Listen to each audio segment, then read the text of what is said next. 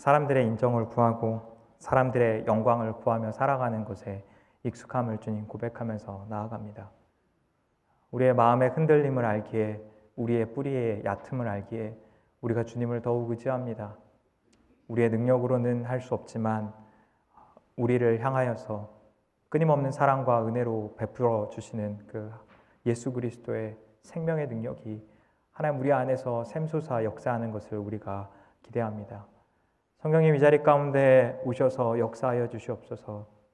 예수 그리스도를 증거하는 영이신 성령님께서 이곳 가운데 그리스도의 이름을 높여 주시고 찬양과 영광과 존귀를 받기에 합당하신 주님의 이름이 높임받게 하여 주시옵소서. 예수님의 이름으로 기도합니다. 아멘.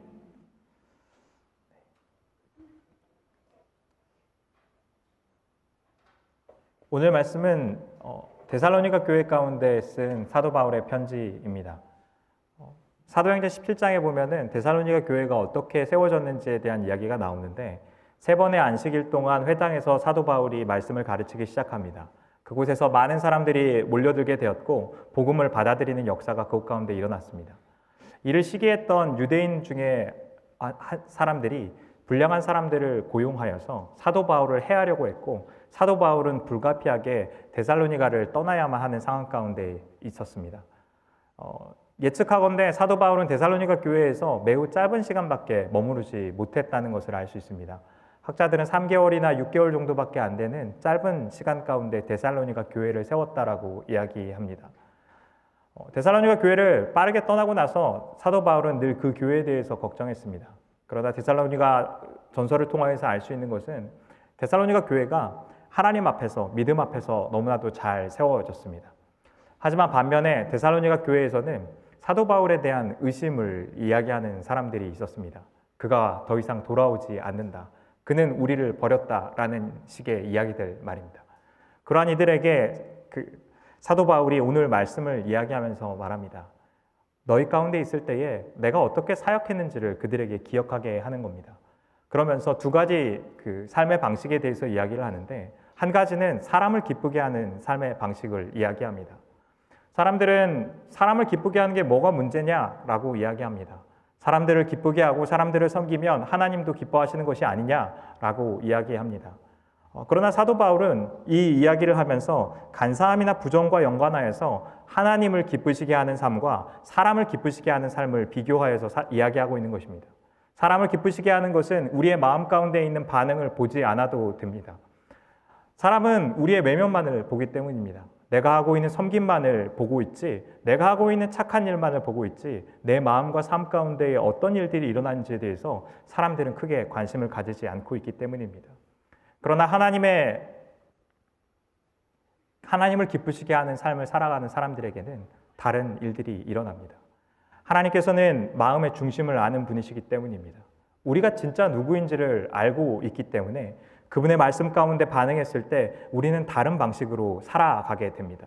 간사함이나 부정이나 속임수로 일을 하는 것이 아니라 진실함 가운데 하게 됩니다. 사람을 조종하려고 하는 것이 아니라 참된 섬김과 사랑의 모습들이 그들의 삶 가운데 나타나는 것이 마음을 감찰하시는 하나님에 대한 겁니다. 정서적으로 건강한 여성이라는 교재를 시작하면서 제가 가지고 있는 우려 중에 하나는 이것을 읽으면서 사람들이 좀 덜 헌신해야겠다라는 결단을 하지 않기를 바랍니다. 헌신을 너무 열심히 하는 건 위험한 일이구나. 이건 적당히 헌신을 해야겠다. 좀 덜 미쳐야겠다. 약간 이런 적용들은 건강하지 못한 적용이라고 생각합니다. 이 책이 이야기하고 싶어하는 그 이야기들의 핵심과 본질을 건드리지 못하고 있다고 생각합니다. 이 책이 이야기하고 싶어하는 것은 하나님을 기쁘시게 하는 삶의 방식에 우리가 헌신하여서 살아가는 겁니다. 왜냐하면 이과에서는 인종 중독에 대한 이야기들을 하고 있습니다. 인종 중독이 우리 삶 가운데 왜 해악을 끼치는지를 우리는 좀 봐야 된다고 생각하고 이것이 말씀의 원리 가운데에서 무엇이 잘못되어 있는지에 대한 이야기들을 오늘 말씀 가운데 좀 나누면서 하고 싶습니다. 첫 번째로 인종 중독이 가지고 있는 문제는 복음을 누리지 못하게 한다는 데 문제가 있습니다. 누가복음 15장에는 그 두 아들의 비유가 남아 있습니다. 우리가 소위 탕자의 비유라고 이야기하는 비유입니다. 둘째 아들은 아버지의 상속을 미리 받았습니다. 그리고 아버지의 유산을 가지고 가서 그 재산을 다 탕진해서 허비해 버렸습니다. 그리고 자신의 삶이 너무나 비참한 지경에 이르게 되는데 돼지를 치는 일을 하면서 먹을 것이 없어서 돼지가 먹는 쥐염 열매를 먹으면서 살아가는 지경에 이르릅니다. 당시의 유대인들은 돼지를 율법이 말하고 있는 명령을 따라서 이것이 부정한 짐승이었기 때문에 먹지도 않았을 뿐만 아니라 접촉조차 하지 않은 겁니다. 이 둘째 아들이 처해 있는 비참한 영적인 상황들을 이야기하고 있습니다. 그들은 매우 어려운 상황 가운데 처해 있게 된 겁니다. 이 둘째 아들은 적어도 우리 아버지 집에 있는 품꾼들은 밥은 먹고 살았다라는 것을 기억하면서 자신이 더 이상 아들로서 여김을 받지 못하고 아버지께 종으로서 여겨달라는 말씀을 드리기 위하여서 아버지의 집을 찾아갑니다. 아버지의 집을 찾아갔던 이 둘째 아들 가운데 아직도 거리가 먼데 아버지가 뛰쳐나가서 그 아들을 끌어안고 입맞추며 가장 좋은 옷을 그에게 입히고 가락지를 끼우고 살찐 소가지를 잡아서 잔치를 베풀기 시작한 겁니다. 정말 중요한 이야기는 이 다음부터 나타나는 장면에 있습니다. 왜냐하면 누가복음 15장의 배경은 이것이기 때문입니다. 1절과 2절에 나와 있는 이야기가 이겁니다. 죄인과 세리와 예수님께서 시간을 많이 보내는 것을 보면서 바리새인들과 서기관들이 이를 불편하게 여겼다는 것이 이 이야기의 배경이기 때문입니다. 이 이야기를 하고 있는 것은 하나님의 전 안에서 가장 하나님을 순종하고 하나님을 사랑하고 있다라고 생각하는 그 사람들에게 하고 있는 이야기라는 겁니다. 잃어버린 자에 대한 비유들을 반복적으로 예수님께서 말씀하고 있는 것은 잃어버린 자를 위한 것을 이야기하는 것이기도 하지만 순종이라는 이름 가운데에서 위선을 살아가고 있는 거짓 그리스도인, 영적인 덫에 빠져 있는 그리스도인들을 향하여서 이야기하고 있는 것입니다. 첫째 아들은 아버지께 돌아와서 그렇게 이야기합니다. 나와 내 벗을 위하여서 내가 여러 해 동안 아버지를 위해서 수고했음에도 불구하고 나와 내 벗을 위하여서는 염소 한 마리 안 잡으시더니 이 재산을 다 말아먹고 집안에 수치심을 안겨줬던 이 아들을 위하여서 어떻게 살찐 소와 잔치를 베풀 수 있는지에 대해서 아버지에게 되묻습니다. 그러나 아버지는 그 아들을 품으시면서 잔치로 초대하고 있습니다. 이 첫째 아들의 마음의 동기 중에 하나는 당시의 유대의 법칙에 따라서는 유산을 분배하는 방식이 아들이 2명이 있다면 재산을 3등분으로 나누는 겁니다. 첫 번째 2몫은 첫째 아들이 가지고 나머지 1몫은 둘째 아들이 가지게 되어 있는 게 유대의 법이었던 겁니다. 동생이 아들의 권위를 회복하는 것은 자신의 재산을 위협하는 것이었습니다. 그가 탕진하고 왔는데도 불구하고 자신이 재산을 더 적게 유산받게 되는 겁니다. 둘째 아들이나 첫째 아들이나 원했던 것은 아버지가 아니라 아버지의 유산만을 사랑했던 겁니다. 아버지의 집에서 살아가고 있는 기쁨이나 충만함이나 그분과의 관계 가운데 살아가는 어떤 능력을 살아가는 것이 그들의 목적이 아니라 아버지를 통하여서 얻을 수 있는 유익과 무언가가 그들에게는 목적이었다는 사실입니다.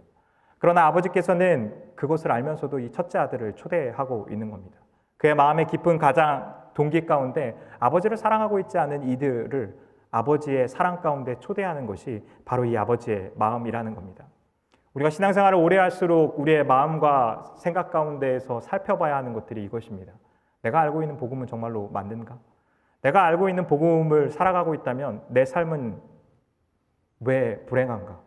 내가 믿음 가운데 살아가고 있는데 왜 성령님께서 주시는 기쁨과 평강을 누리면서 살아가고 있지 못하는가에 대해서 물어야 한다는 겁니다. 복음은 우리의 삶을 때로 어려움 가운데 처하게 만듭니다. 복음 때문에 우리는 고난과 환난들을 감수해야 될 때도 있습니다. 하지만 복음은 우리의 삶을 결코 불행하게 하지 않는다는 것을 기억해야 합니다. 복음은 하나님께서 우리에게 주시는 평강과 능력으로 말미암아서 어려움을 이기는 능력이기 때문입니다. 복음은 우리의 삶을 절망하게 하지 않습니다. 복음은 우리의 삶을 낙담하게 하지 않습니다. 우리를 낙담하게 하고 있는 것은 하나님의 기쁨과 능력을 외면한 채 다른 것으로 시선을 돌리고 있는 우리의 마음이고, 이 책을 통하여서 우리가 다루고자 하는 그 문제 중에 하나는 인종 중독과 연관되어져 있다는 겁니다. 하나님의 통치와 다스림을 벗어났던 인간이 하나님의 자리를 대신했던 것은 사람들입니다.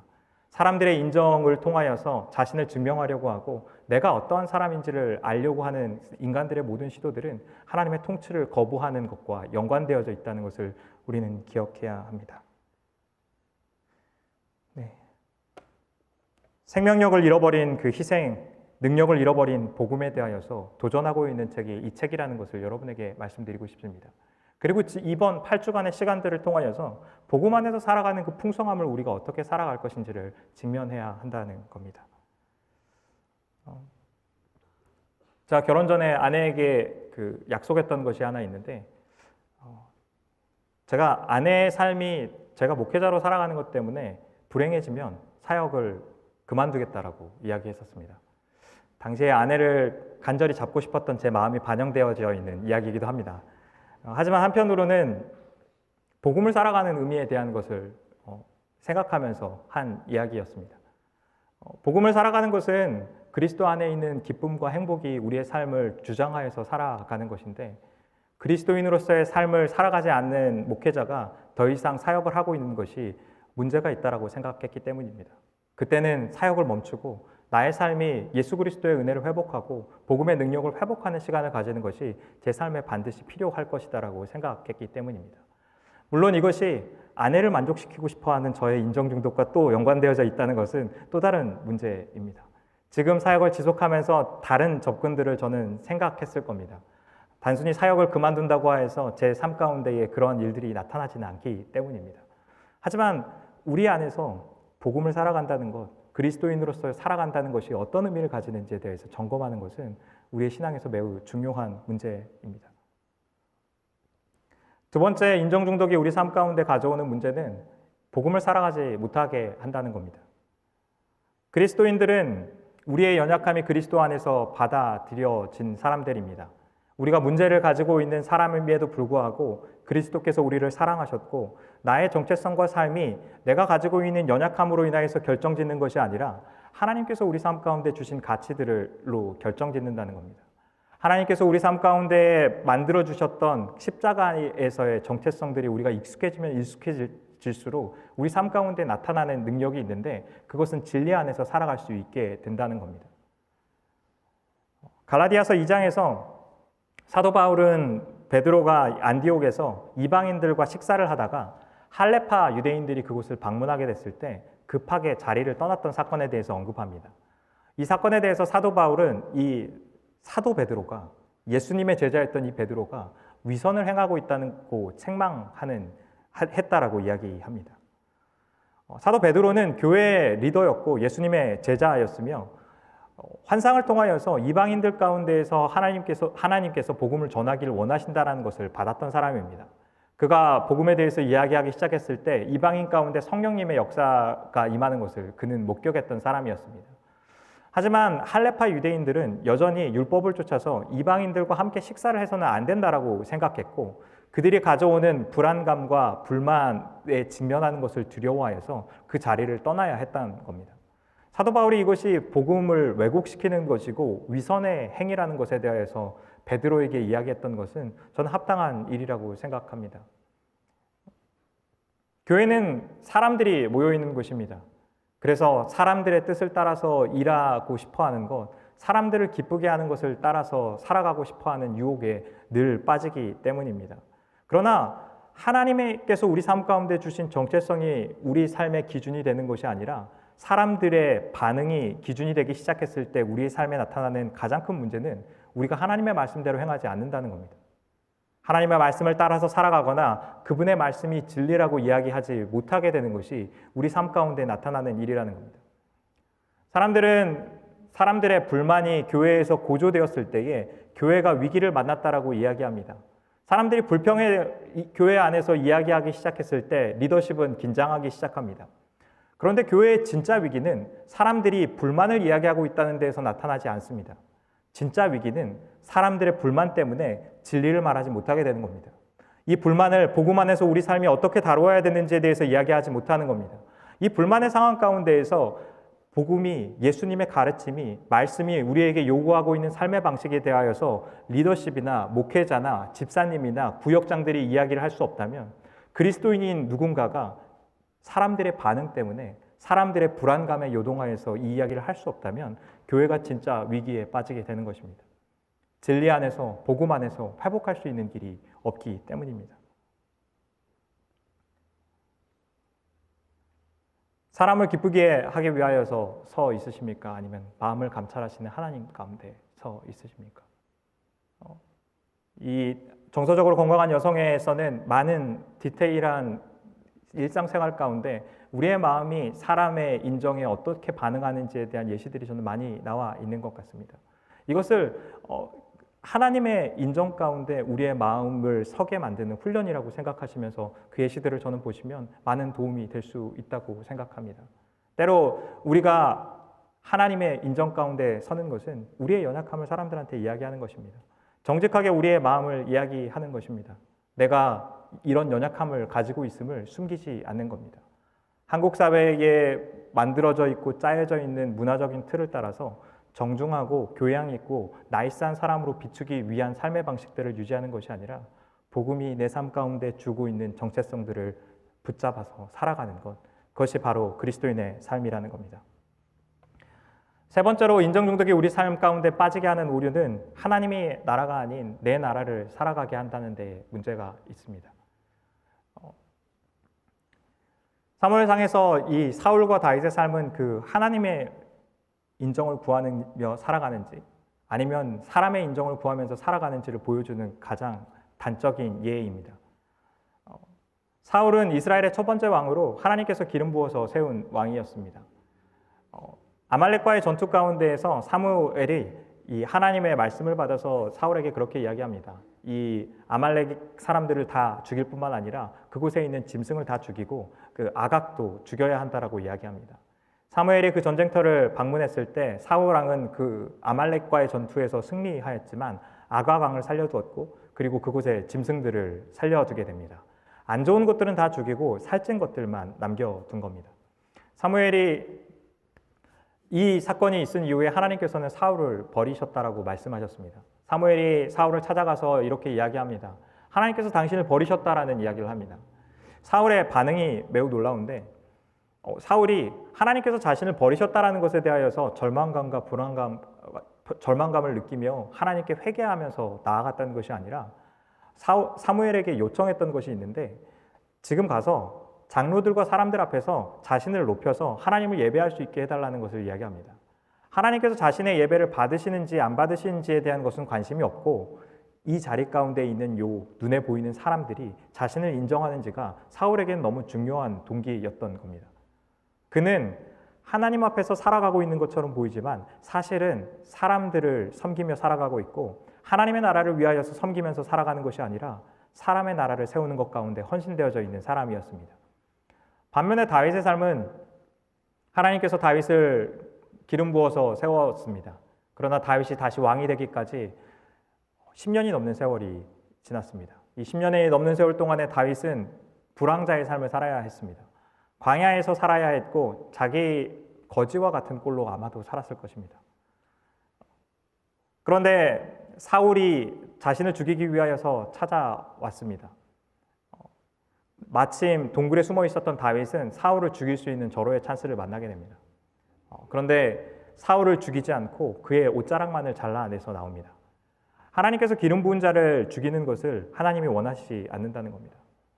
두 번째 상황은 더 가관인데 다시 한번 사울을 죽일 수 있는 상황이 처했을 때 다윗이 죽이는 것을 꺼려하자 자기 부하가 그렇게 이야기를 하는 겁니다. 저한테 맡겨주시면 제가 두 번도 안 찌르고 한 번에 줄 수 있다고 이야기하는 겁니다. 다윗 왕이 내 손으로 죽이는 것이 하나님께 불순종이면 내가 내 피를 내 손에 묻힐 테니까 나에게 죽여달라고 요청한 겁니다. 매우 매혹적인 제안인데 다윗은 이것을 거절합니다. 하나님께서 기름 부은 자, 하나님께서 기뻐하시는 일들을 따라서 살아가기 위하여서 내가 이 일들을 할 수 없다는 겁니다. 내가 지금 처해 있는 이 불황자의 삶, 거지 같은 인생을 끝낼 수 있는 절호의 찬스임에도 불구하고 자신이 왕이 될 수 있는 눈에 보이는 가장 빠른 지름길이 바로 사울을 죽이는 것이고 왕권의 모든 정당성을 가지고 있는 그가 행할 수 있는 매우 정당한 일인 것처럼 보였지만 하나님께서 기뻐하시지 않는다는 것 때문에 그가 이 삶들을 선택하지 않았다는 겁니다.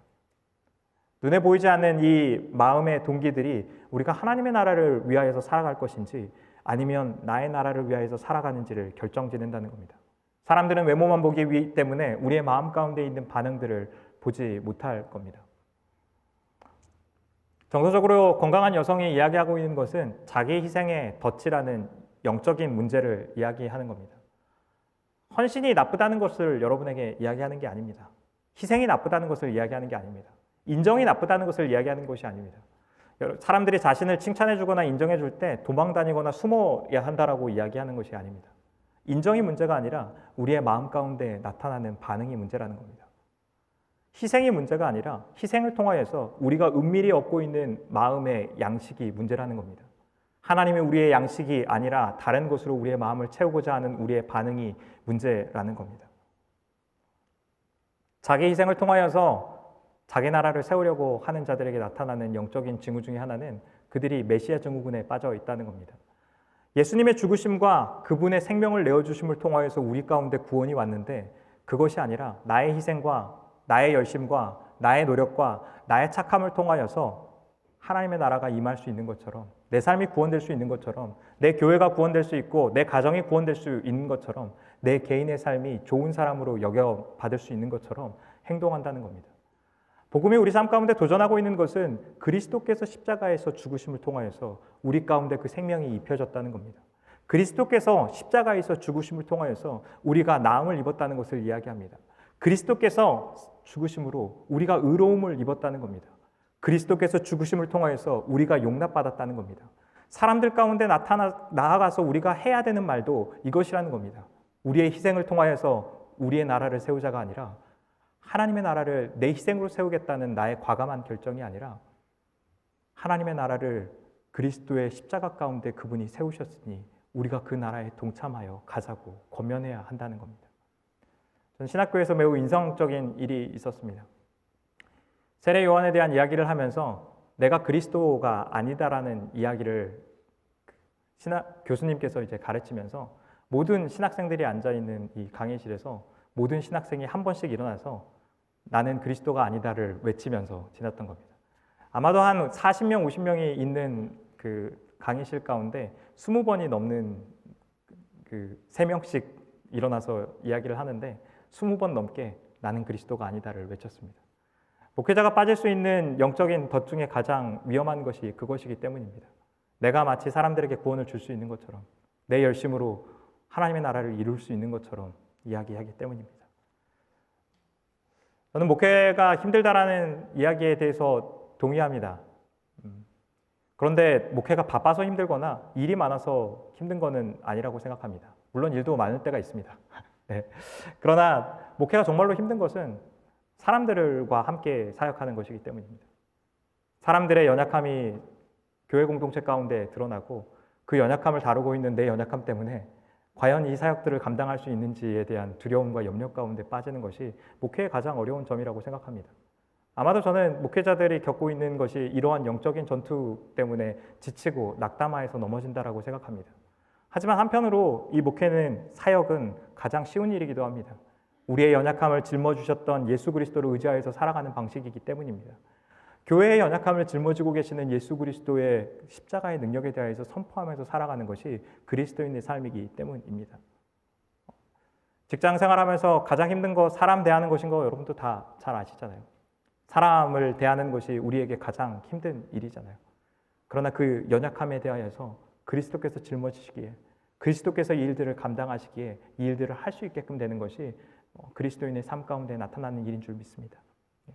그 일들이 여러분 가운데 충만하게 일어나시길 바랍니다. 네. 네. 오늘 조모임 하실 때는 조금 더 구체적으로 나눠주시면 좋겠습니다.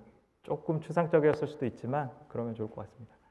같이 그럼 찬양하시고 저희가 같이 기도하면 좋겠습니다. 시선이라는 찬양 같이 할 텐데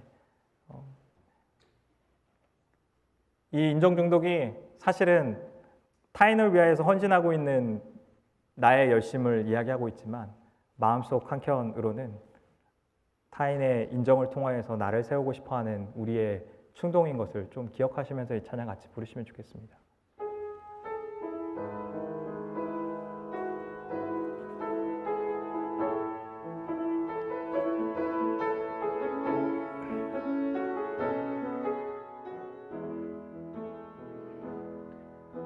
내게로부터 부터 눈을 들어 주를 보기 시작할 때 주의 일을 보겠네. 내 작은 마음 돌이키사 하늘의 꿈꾸게 하네. 주님을 볼 때 모든 시선을 주님께 드리고 살아계신 하나님을 느낄 때 내 삶은 주의 역사가 되고 하나님이 일하기 시작하네. 성령이 나를 변화시켜 성령이 나를 변화시켜 모든 두려움 사라질 때 주의 일을 보겠네. 방패한 땅 한가운데서 주님 마음 알게 되리. 주님을 볼 때 모든 시선을 주님께 드리고 전능하신 하나님을 느낄 때 세상은 주의 나라가 되고 하나님이 일하기 시작. 모든 시선을 주님께 드리고 모든 시선을 주님께 드리고 전능하신 하나님을 느낄 때 내 삶은 주의 나라가 되고 하나님이 일하기 시작하네. 이 시간 같이 기도할 때에 하나님 우리의 마음과 삶이 복음이 우리에게 주시는 그 기쁨과 평강과 복음이 우리 가운데 주시는 그 행복을 우리가 정말로 누리기 원한다고 하나님, 내가 하나님과의 그 친밀감 가운데 서게 해 주십시오. 우리의 마음속 깊은 곳 가운데 동기들을 하나님 진리의 영이신 성령님께서 우리 마음을 비추어 주시옵소서. 하나님 빛 가운데 이것을 비추셔서 우리가 참으로 하나님과의 친밀감 가운데 살아가는 그 일들이 회복되길 원한다고 같이 좀 기도하면서 나아가시면 좋겠습니다. 하나님, 우리가 더욱더 기도하는 것은 하나님 이 복음의 능력들이 우리 삶 가운데 회복되는 것을 우리가 간절히 바랍니다. 하나님, 내가 목회자이기 때문에 하나님, 내가 사람들 앞에 가장 서 있기 때문에 때로 이 영적인 싸움 가운데에서 많은 유혹을 받음을 주님 고백합니다. 하나님, 우리의 삶을 부르시는 것이 하나님의 관계 가운데에서 우리를 서라고 부르셨음을 하나님 우리가 기억하면서 나아갑니다. 하나님, 주님 안에 있는 그 기쁨과 생명을 우리 가운데 누리라고 말씀하시는 것을 하나님 우리가 기억하기 원합니다. 하나님, 우리의 삶 가운데서 그 기쁨들이 회복되게 하여 주시옵소서. 하나님, 사역하기 때문에 내 삶이 힘들어지고 하나님 교회 나오기 때문에 내 삶이 힘들어진다라는 이야기들을 우리가 더 이상 하지 않게 하여 주시옵소서. 사실은 하나님, 교회가 문제가 아니라 남편이 문제가 아니라 자녀가 문제가 아니라 내가 인종 중독 가운데 하나님이 아닌 다른 것으로서 내 마음을 만족해 하는 것이 문제였음을 주님 알게 하여 주시옵소서. 성령님께서 우리의 마음 가운데 빛 가운데 임하여 주시옵소서. 각 사람들의 마음 가운데 아버지께서 역사하여 주실사 하나님 이 진리 가운데 그들의 마음이 반응할 수 있도록 하나님 함께 하여 주시옵소서. 하나님, 그래서 우리의 마음 가운데서 복음이 아닌 다른 것으로서 우리의 마음과 삶을 채우려고 하는 것, 하나님 아버지의 사랑과 은혜 가운데서 서는 것이 아니라 아버지의 재산을 우리가 기뻐하고 그것만을 소망하고 있는 우리의 마음의 그 은밀한 욕구들을 하나님 우리 가운데 발견할 수 있도록 주님 도와주시옵소서. 하나님, 우리 가운데 하나님께서 진리 가운데 우리의 삶을 세우시는 것을 우리가 더욱더 바라보길 원합니다. 하나님, 그 복음이 우리 삶 가운데 오는 그 충만함 가운데 우리가 서게 하여 주시옵소서. 하나님과의 친밀감이 우리 삶 가운데 회복되어지는 일들이 있게 하여 주시옵소서. 하나님, 말씀의 자리 가운데 우리를 앉게 하여 주시옵소서. 기도의 자리 가운데 우리가 나아갈 수 있게 하여 주시옵소서. 하나님, 그곳 가운데서 누리는 그 충만한 기쁨들이 우리 안에서 회복되는 일, 역사가 우리 가운데 있게 하여 주시옵소서. 하나님, 우리가 그 일들을 더욱더 구하며 기도합니다. 한 가지 제목 위해서 더 기도했으면 좋겠습니다. 하나님, 우리가 복음 안에서 발견되어져 있는 나의 정체성 때문에 십자가에서 증명해 주셨던 그 하나님의 역사 때문에 하나님, 우리가 복음을 살아가기를 원한다고. 하나님, 내가 올바른 일들을 이야기하고 말씀이 요구하는 것을 이야기하고 예수님께서 우리 삶 가운데 가르치신 것들을 이야기하기를 원한다고, 하나님, 내가 사람들의 불안감과 사람들의 반응 때문에 바른 말들을 하지 못하게 되는 일들이 하나님 일어나지 않도록, 하나님 주님 안에 서서 주님 안에서 행하는 일들이 설 수 있도록, 진리 안에 행하는 일들이 우리 안에 설 수 있도록, 우리 교회 가운데 그 일들이 설 수 있도록, 우리 가정 가운데 그 일들이 회복될 수 있도록 같이 좀 기도하시면 좋겠습니다. 기도하겠습니다. 하나님, 그래서 우리가 더욱더 기도하는 것은 하나님 복음과 안에서 우리 삶이 반응하여서 서게 하여 주시옵소서. 하나님, 세상의 반응이 나의 정체성들을 결정짓는 것이 아니라 복음의 우리 삶 가운데에서 말씀하는 것이 우리의 삶의 반응들을 결정짓사오니, 하나님 십자가의 그 은혜 가운데 우리의 삶이 완전케 되었다라고 말씀하신 하나님의 음성 가운데 우리가 서기를 원하오니, 하나님 그 정체성 때문에 하나님 우리가 올바른 일들을 하게 하여 주시옵소서. 하나님, 우리가 정직의 말들을 할 수 있게 하여 주시옵소서. 하나님, 위선이나 교만함 가운데 우리의 삶이 빠지지 않게 하여 주시옵소서. 하나님, 우리가 예수님께서 우리 삶 가운데 요구하고 있는 것이 무엇인지에 대해서 말할 수 있는 용기를 주시옵소서. 사람들의 불안감 가운데 반응하여서 주님 서지 않게 하여 주시옵소서. 내가 서 있는 구역의 모임 가운데, 하나님 교회의 모임 가운데, 하나님 가정 가운데, 하나님 내가 서 있는 관계 가운데, 하나님 내가 하나님의 말씀 가운데 반응하여서 우리의 삶들이 세워지는 일들이 있게 하여 주시옵소서. 하나님, 사람의 반응, 사람을 기쁘게 하는 것으로서 하나님 서지 않게 하여 주시옵소서. 참되게 반응하는 일들이 우리 삶 가운데 나타나게 하여 주시옵소서. 진리 안에 세워지게 하는 일들이 하나님 우리 삶 가운데 더욱더 나타날 수 있게 하여 주시옵소서. 하나님, 우리가 그 두려움 가운데 직면할 수 있는 용기를 허락하여 주시옵소서. 멈춤이 필요한 사람들에게 하나님 멈춤을 허락하여 주시옵소서. 하나님, 사람들 앞에 나아가는 것이 부담스러워서 하나님 이 일들을 감당하지 않고 숨어있는 이들에게 하나님, 우리가 하나님의 말씀 가운데 반응하여서 어떻게 순종해야 할지를 하나님 그들 가운데 알게 하여 주시옵소서. 하나님, 그 일들이 진리 안에서 회복되는 일들이 하나님 우리 가운데 더욱더 회복되고 나타나게 하여 주시옵소서. 하나님, 그 일들을 행하실 것들을 우리가 더욱더 기대합니다. 하나님, 이 교회 가운데 그 일들이 충만하게 나타날 것들을 우리가 더욱더 기대합니다. 하나님, 각 사람들 가운데 그 일들이 진리 안에서 우리의 삶을 자유케 하시는 아버지의 역사가 하나님 더욱더 일어나게 하여 주시옵소서. 하나님, 우리의 마음은 교만하여서 하나님과 가장 가까이 있으면서 주님을 사랑하지 않았으며, 주님을 위하여서 일하고 섬긴다 말하면서 주님이 우리를 위하여서 이루셨던 십자가의 은혜와 역사들을 안에 살지 않았음을 주님 고백합니다. 하나님, 사람들의 인정에 요동하여서 우리의 삶이 좌로나 우로나 치우치며 살아가지 않게 하여 주시옵소서. 그리스도의 그 십자가의 능력이 우리의 삶을 증명하셨기에 사람들의 불안감이나 사람들의 불만이 아니라 예수님 안에서 우리가 살아갈 수 있게 하여 주시옵소서. 예수님 안에서 행하게 하여 주시옵소서. 진리 안에서 자유케 되는 그 역사가 우리 삶 가운데 이루어지게 하여 주시옵소서. 진리 안에서 기뻐하는 일들이 우리 안에 충만하게 이루어지게 하여 주시옵소서. 진리 안에서 누리는 평강이 우리 삶에 회복되게 하여 주시옵소서. 하나님, 사람들의 반응이 두려워서 주님이 말씀하시는 것을 하지 못하고 있는 자들에게 두려움에 맞설 수 있는 용기를 허락하여 주시옵소서. 사람들의 반응이 두려워서 하고 있는 것을 멈추지 못하는 자들에게 그 두려움에 직면할 수 있는 용기를 주님 허락하여 주시옵소서. 하나님, 우리 가운데 진리 안에서 행하게 하시며 우리의 반복되는 실패와 연약함에도 불구하고 그리스도의 그 십자가의 은혜와 그 공로를 우리 안에 세우시고 하나님의 나라를 나의 삶 가운데, 나의 가정 가운데, 나의 구역 가운데, 나의 교회 가운데 이루실 그 하나님의 역사를 우리가 더욱더 바라봅니다. 내 힘으로 이루는 것이 아니기에 주님께 나아갑니다. 주님을 더욱더 의지합니다. 예수님의 이름으로 기도합니다. 아멘. 우리 마지막 찬양 마지막 찬양하고 이제 다 같이 조별 모임도 흩어질 거예요. 우리 다 같이 일어나시겠어요?